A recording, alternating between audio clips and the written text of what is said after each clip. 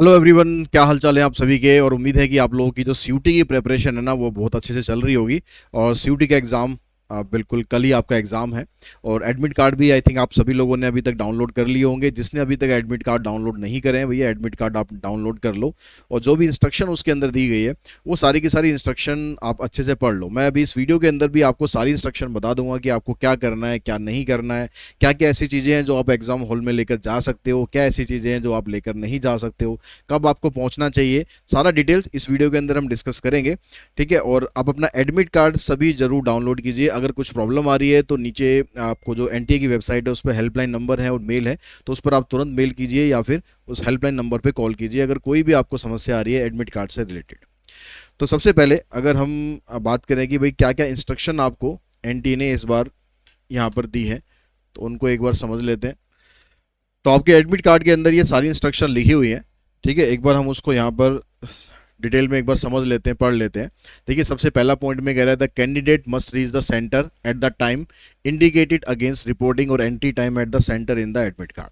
जो भी आपके एडमिट कार्ड में आपको टाइम दिया गया है आपके जो एग्जाम है उसके स्लॉट के हिसाब से, तो उस टाइम पर आप वहाँ पर जरूर पहुँच जाएं। जो भी एंट्री टाइमिंग है, एग्जाम टाइम पर मत पहुँच जाना, एंट्री टाइम जब होगा उस पर आपको पहुँच जाना है। Now candidate shall be permitted to enter the exam after the closing time. जो क्लोजिंग टाइम है उसके बाद आपको अलाउड नहीं किया जाएगा कि आप अंदर जा सकें। No candidate shall be permitted to leave the examination room hall before the end of the examination. ऐसा नहीं हो सकता कि आप बिना एग्जाम एंड करे बीच में आप बाहर आ जाएं कि भाई हमारा तो एग्जाम हो गया खत्म, हम तो हमें तो जाने दो। तो ऐसा नहीं होगा। जब सबका एग्जाम खत्म हो जाएगा उसके बाद ही आपको बाहर जाने दिया जाएगा। On completion of the examination, please wait for the instruction from invigilator and do not get up from your seat until advised. The candidate will be permitted to move out one at a time only. तो ये सारी instruction normal है। कोई जो आपको invigilator class में आएगा वो भी आपको बता देगा कि बिना उसकी इंस्ट्रक्शन के आपको अपनी सीट नहीं छोड़नी है।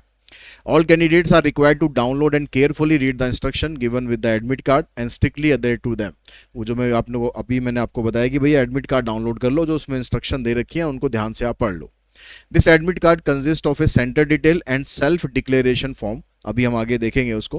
ठीक है, सेल्फ डिक्लेरेशन फॉर्म उसके अंदर है and important instructions for candidates. The candidate must download all pages. जो भी पेजेस इसके अंदर है वो सारे के सारे आप डाउनलोड कर लें, जो भी इंस्ट्रक्शन वाले पेजेस हैं और जो उसमें डिक्लेरेशन फॉर्म है और जो सेंटर डिटेल्स है वो सारी आप डाउनलोड करके रख लें। The admit card is provisional subject to satisfying the eligibility condition. तो एडमिट कार्ड वो प्रोविजनल है। Admits candidates are advised to verify the location of the examination venue a day in advance so that they do not face any problem on the day of examination।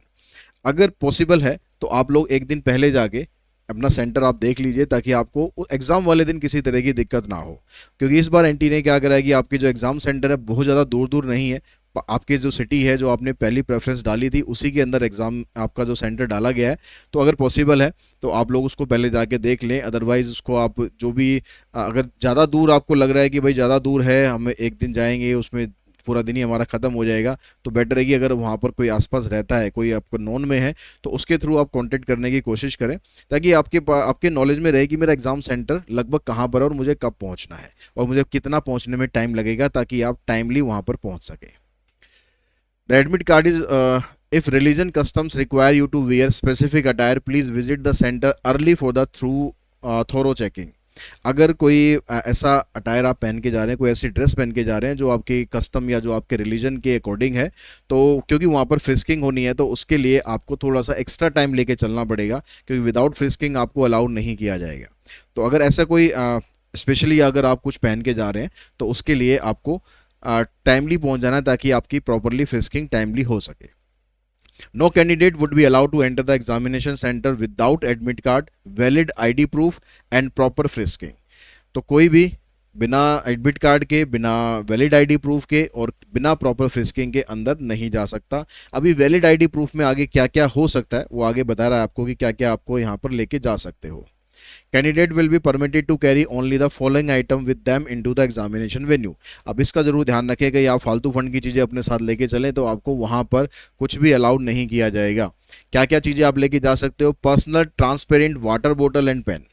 ठीक है, pencil वेंसिल का, geometry box का कोई काम है नहीं, तो आप पेन लेकर जाओ, एक दो पेन लेकर जाओ, और उसके अलावा आप वाटर बोतल ज़रूर लेके जाओ, लेकिन वो ट्रांसपेरेंट होनी चाहिए। ये भी ध्यान रखना, कहीं आप वाटर बोतल ऐसी ले जाओ तो ट्रांसपेरेंट ना हो, तो वाटर बोतल आपकी वहीं पर ही रखवा दी जाएगी, और रखवाई भी ऐसी जगह जाएगी, उनके पास कोई जगह नहीं होगी रखने की, फिर वो आपको वापस मिलेगी नहीं मिलेगी कोई गारंटी नहीं है। Additional photograph same as uploaded on the application form to be pasted on the attendance sheet. One photograph per subject per shift. यहाँ पर आपको जो फोटोग्राफ भी लेकर जानी है, और वो फोटोग्राफ वही होनी चाहिए जो आपने जब आपने फॉर्म भरा था उसमें जो स्कैन करके आपने फ़ोटो खींची थी, वही आपको फ़ोटो लेकर जानी है, और उतनी ही फ़ोटो लेके जानी है जितने आप पेपर देने वाले हो। ये बहुत इंपॉर्टेंट बात है। कहीं एक फ़ोटो लेके आप चले जाओ, पेपर 3 है, तो फिर वहाँ पर आप परेशान होगे। वहाँ पर हालांकि सेंटर्स के बाहर आपको मिल जाएंगे ऐसे लोग जो फटाफट आपकी फ़ोटो वहाँ पर खींचने वाले होंगे, लेकिन उसके पंगे में हमें क्यों पड़ना, क्योंकि वहाँ पर काफ़ी भीड़ होती है। बहुत से लोग ऐसे करते हैं कि जो फ़ोटो अपनी लेकर जाते ही नहीं है और वहाँ पर जाके फ़ोटो खिंचवाते हैं। ठीक, पैसे भी ज़्यादा लगते हैं, टाइम भी ज़्यादा लगता है, और परेशानी भी होती है। तो बेटर है कि आप अभी आपको पता है चीज़ें, तो आपको अगर 6 पेपर देने हैं तो 6 फोटोग्राफ अपनी खिंचवा के पहले रखो, ठीक है, अपने पॉकेट में रखो उनको। Admit card along with the self declaration download from the NTA website. एक जो एडमिट कार्ड होगा सेल्फ डिक्लेरेशन फॉर्म के साथ, ये भी A4 साइज पेपर पे आपको जो प्रिंट आउट है, और ये भी उतने ही कर लेने हैं आपको, ताकि जितने आपको एग्जाम देने हैं, क्योंकि ये एडमिट कार्ड भी आपको वापस करना पड़ेगा, सरेंडर करना पड़ेगा जब आपका एक एग्जाम खत्म हो जाएगा। यानी फोटोग्राफ और एडमिट कार्ड आपको उतने ही डाउनलोड कर लेने हैं, उतने ही आपको प्रिंट करवा लेनी है फोटो जितने आप पेपर देने वाले हो। एक आध एक्स्ट्रा हो जाएगा, कोई दिक्कत नहीं है। Before reaching the centre the candidate must enter the required detail in the undertaking in the eligible handwriting. तो जो उसमें अंडरटेकिंग होगी, वो अंडरटेकिंग आपको अपनी हैंडराइटिंग में पहले ही भर के रख लेनी है, बस साइन नहीं करने हैं, ठीक है, बाकी आप सब कुछ आपको भर के रख लेना है।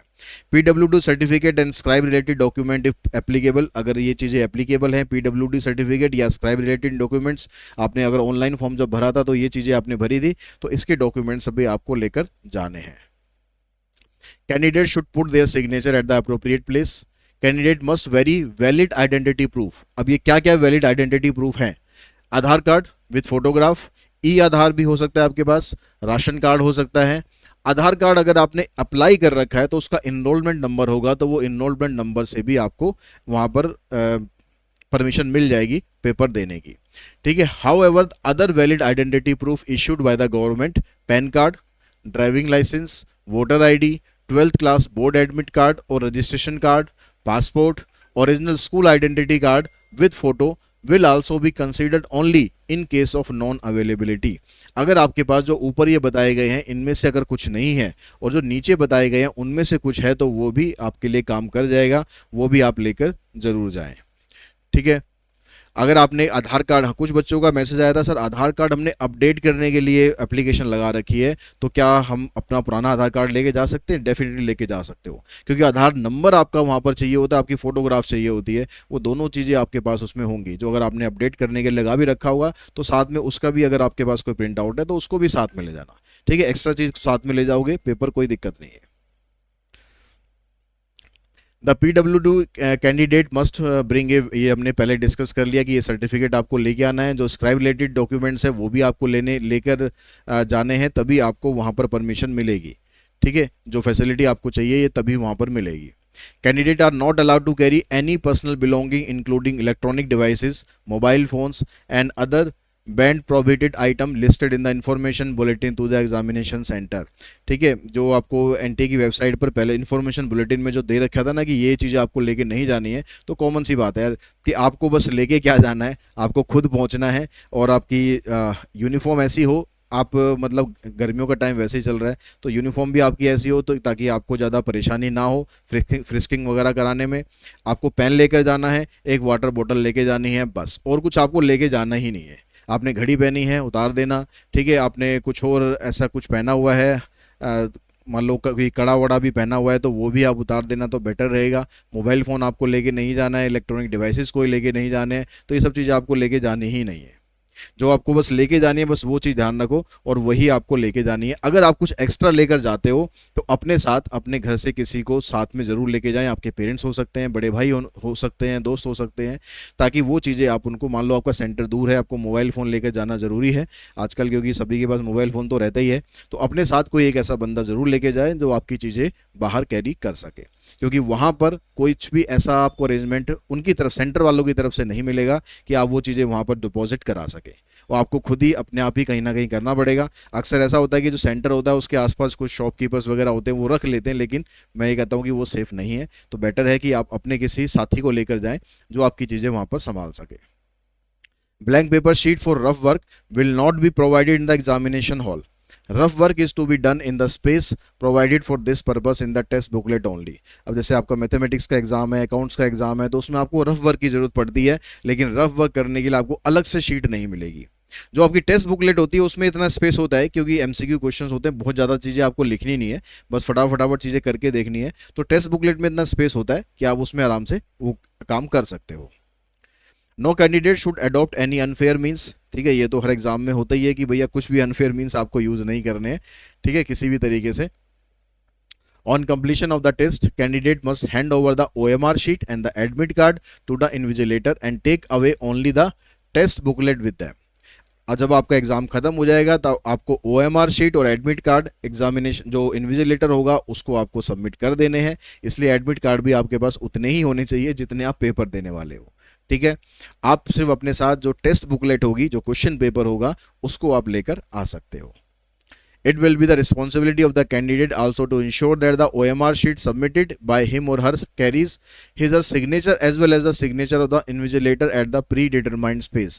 जो स्पेस उसके अंदर होगा उसमें आपके सिग्नेचर भी होने चाहिए, जो इन्विजिलेटर क्लास में है उसके भी सिग्नेचर होने चाहिए। ठीक है, ये चीज़ें आप ध्यान रखें। Candidate are advise not to indulge in any use of unfair means. ये ऑलरेडी हम कर ही चुके हैं, अनफेयर मीन्स में आपको पढ़ना ही नहीं है, इतना टाइम ही नहीं बचेगा आपके पास। ठीक है, NTA uses AI based real time analytical tool and technology to map likely potential use of unfair means। ये unfair means के रिलेटेड ही है, तो वो हमें करना ही नहीं है, तो उसके लिए ज़्यादा हमें सोचने की ज़रूरत है ही नहीं है। इसके अलावा कुछ और आपको इन्फॉर्मेशन चेक करनी है तो आप इसी वेबसाइट पर चेक करेंगे। इसके अलावा किसी और वेबसाइट के चक्करों में ना पड़ें, जो भी इन्फॉर्मेशन होगी आपको यहाँ पर मिलेगी।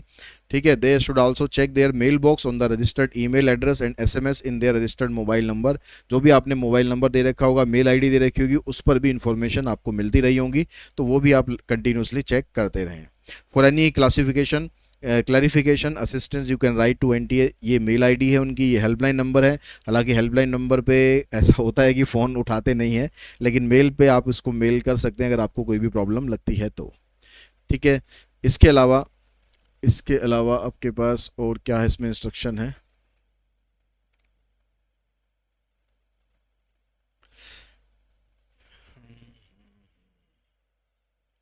देखिए, ये हमारे पास यहाँ पर आपको दे रखा है कि candidate must bring 1 passport size photograph per subject same as uploaded on the application form, जो ऑलरेडी हम डिस्कस कर चुके हैं। 40 out of 50 questions are to be marked in all subject except in the general test.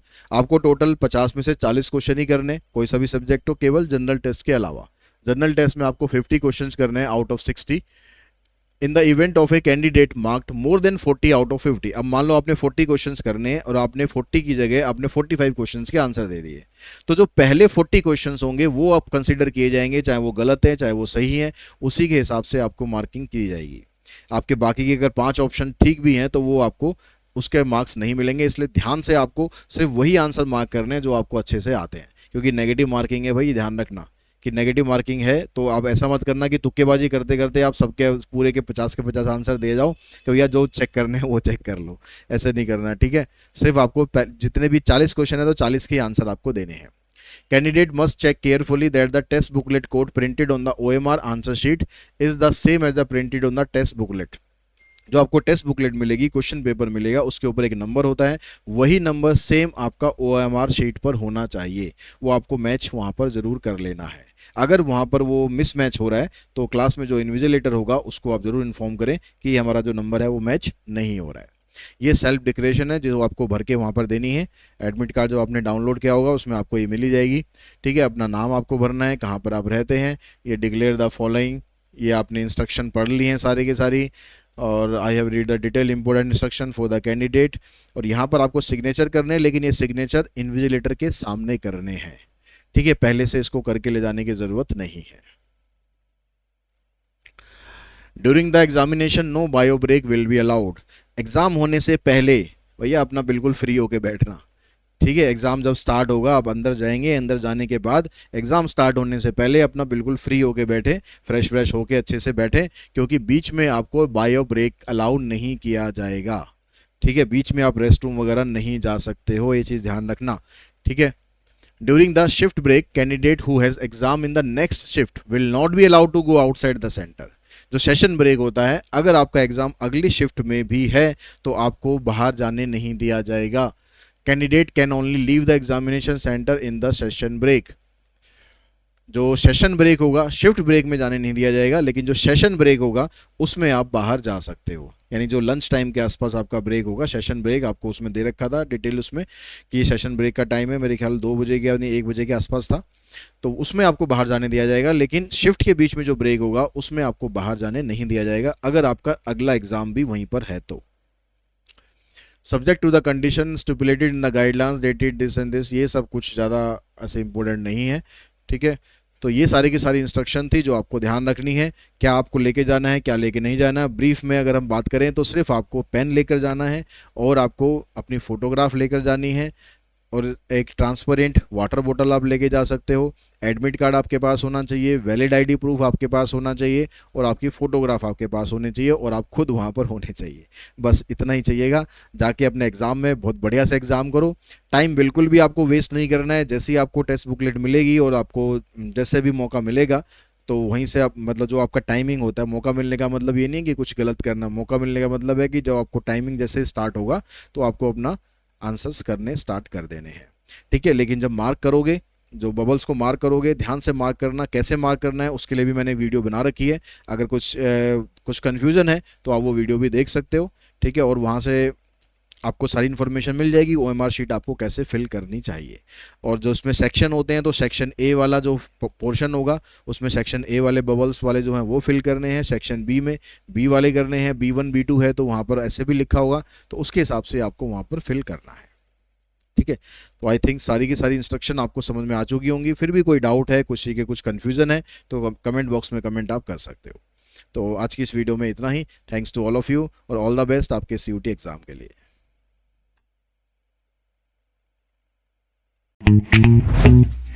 Thank you.